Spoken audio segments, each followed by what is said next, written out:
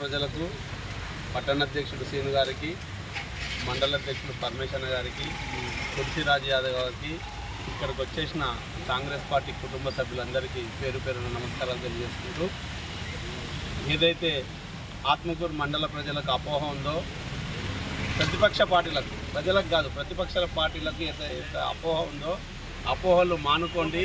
ఖచ్చితంగా ఎమ్మెల్యే మంత్రి అయినటువంటి వాకిటి శ్రీహరణ గారు చెప్పిన విధంగానే ఆత్మకూరు, జూర్యాల, ఏటవతలు ఉన్న కొత్తపల్లి, గద్వాలకు కలిపే విధంగా బ్రిడ్జ్ పడుతుంది. దయచేసి నమ్మండి.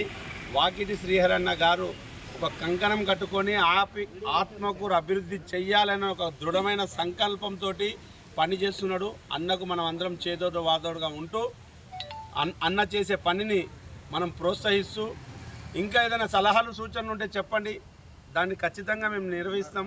ఖచ్చితంగా ఆత్మకూరుకి డివిజన్